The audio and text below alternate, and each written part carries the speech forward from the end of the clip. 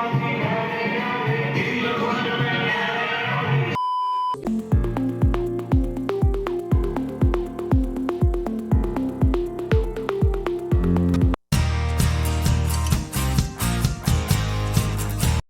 Everyone, welcome back to my channel. এইটো আছিলে কলকাতাৰ থাৰ্ড ডে আৰু আমি এতিয়া গৈ আছোঁ নৱদ্বীপ আৰু মায়াপুৰলৈ। লেটছ গ'। Many hours later. নৱদ্বীপ পাই পিনে আমি ফাৰ্ষ্টত এজনী আইতাৰ হোটেলত সোমাই পিনে আমি ৰুটি আৰু তৰকাৰী দিছিলে, তেনেকৈ খাই টমটম এখন লৈ ওলাই গ'লোঁ। তাত বহুত ধুনীয়া ধুনীয়া মন্দিৰ আছিলে, একচুৱেলি সেইখিনি চাবলৈ আমি আহিছোঁ।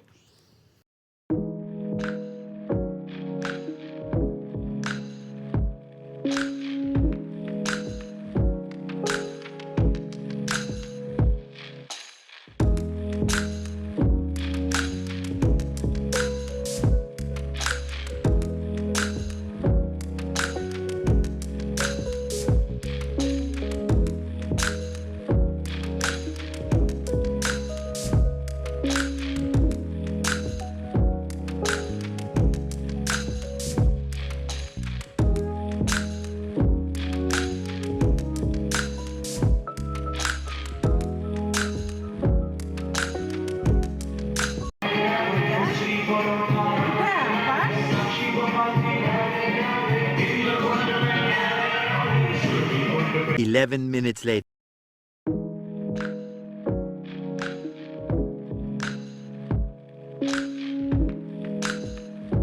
আৰু এনেকৈ আমি বহুত মন্দিৰ চালোঁ। ৰাধা কৃষ্ণৰ এটা এটা মন্দিৰ ইমান ধুনীয়া, মানে সঁচাকৈ ক'ৰবাত কৃষ্ণৰ ৰাসলীলাত যোৱাৰ নিচিনা লাগিছে।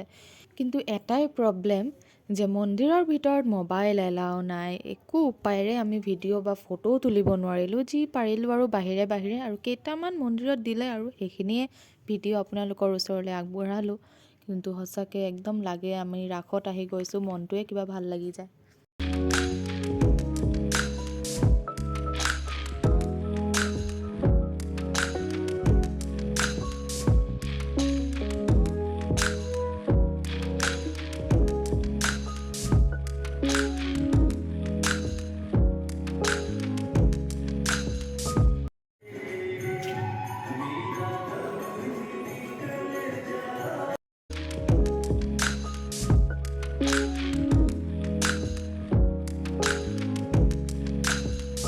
One hour later.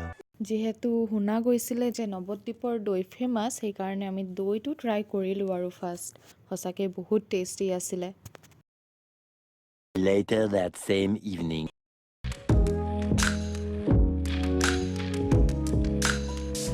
আৰু এনেকৈ আহি আমি পাই গ'লোঁ মায়াপুৰৰ ইস্কন মন্দিৰ। ইস্কন মন্দিৰ বহুত ধুনীয়া, সেইটো কাৰণে আমি স্পেচিয়েলি ইয়াত আহিছিলোঁ। আৰু এনেকৈ গৈ আমি পালোঁগৈ গীতা ভৱন। এনেকৈ এটা মানে হোটেল টাইপ তাত। আমি তাতে এটা ৰুম লৈ এটা ৰাতি থাকিছিলোঁ আৰু ইমান নিট এণ্ড ক্লিন, বহুত ভাল লাগিলে।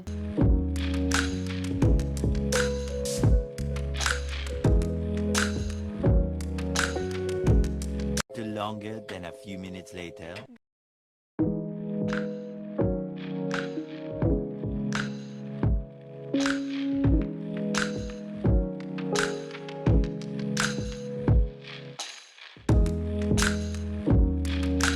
One hour later. এনেকৈ আমি মায়াপুৰতো বহুত তেনেকৈ মন্দিৰ চালোঁ, কিন্তু এটাতো কেমেৰা এলাও নাই। আগতে সোমাওঁতে লিখা থাকে যে কেমেৰা নট এলাউড। সেইকাৰণে আৰু বাহিৰৰ পৰা যিকণ পাৰিলোঁ ল'লোঁ আৰু ভিডিঅ'।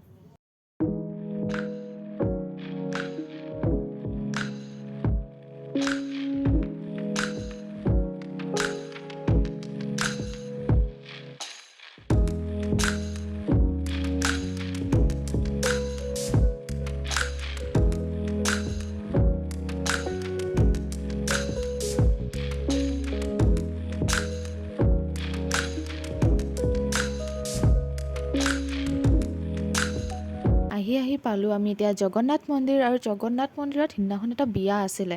একচুৱেলি তাত বৈদিক নিয়মেৰে বিয়া হয়, তো ৰীতি নীতিবোৰ বেলেগ, কিন্তু সজোৱা ইমান ধুনীয়া ডেক'ৰেশ্যনটো মানে একচুৱেলি কেঁচা ফুলৰ। এই ৰজনীগন্ধা, তাৰপিছত এইটো কি আছিলে গোলাপ ফুল, আৰু যি ফুল দেখিছে চব অৰিজিনেল ফুল, আৰু ইমান ধুনীয়া স্মেল আহিছিলে, কিবা মনটোৱে অট'মেটিক ভাল লাগি যায়। আৰু এইটো হৈছে জগন্নাথ মন্দিৰৰ মেইন আকৰ্ষণ।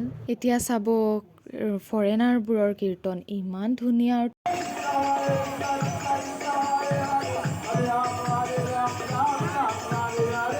এতিয়া আমি গৈ আছোঁ যিটো মেইন ইস্কন মন্দিৰৰ আকৰ্ষণ, মেইন মানে ৰাধা কৃষ্ণৰ আৰু হাত গোপিনীৰ এটা মূৰ্তি আছে। মূৰ্তি মানে সেইটো আৰু আকৰ্ষণৰ শেষ, মানে ইমান ধুনীয়া, সঁচাকেই লাগি যায় ক'ৰবাত সঁচাকেই বৃন্দাবনত নে সেই তাহানিৰ কৃষ্ণৰ মানে সেই হাত গোপিনী গোটেই ৰাসলীলাৰ মাজত আছোঁ। একচুৱেলি সেইটো ভিডিঅ'টো কৰিবই নিদিয়ে, ভিডিঅ' কি, মোবাইলটো লকাৰত দিব লাগে, তাৰপিছত চুলি বান্ধি সোমাব লাগে। Many hours later. তাৰপিছত আহি গ'লোঁ আমি খাবলৈ, আৰু তাত ইয়াক মহাপ্ৰসাদ বুলি কয়। 40 টকা লৈছিলে এটা ফিজ হিচাপে, কিন্তু ইমান টেষ্ট আছিলে, বেছি আইটেম নাছিলে যদিও একদম মছলা ফ্ৰী, একদম লাইট ৱেইটৰ খোৱা, বহুত ভাল লাগিলে। এনেকুৱা লাগিলে সঁচাকৈ কিবা এটা মানে যাদু আছে এইবোৰ খানাত। Later, in the void. তাৰপিছত ৰাতিটো আমি সেই ৰুমটোতে থাকিলোঁ। থকাৰ পিছত এইটো হৈছে সেই ৰুমৰ তলত, ইমান ধুনীয়াকৈ দেখা যায়। আহি পাই গ'লোঁ তাৰ গৌশালাত ইমান ডাঙৰ ডাঙৰ গৰু আছিলে, আৰু মই গৰু কেতিয়াও নেদেখাৰ নিচিনা হৈ গ'লোঁ, মানে ইমান ভাল লাগিছে তাহাঁতক দেখি পিনে।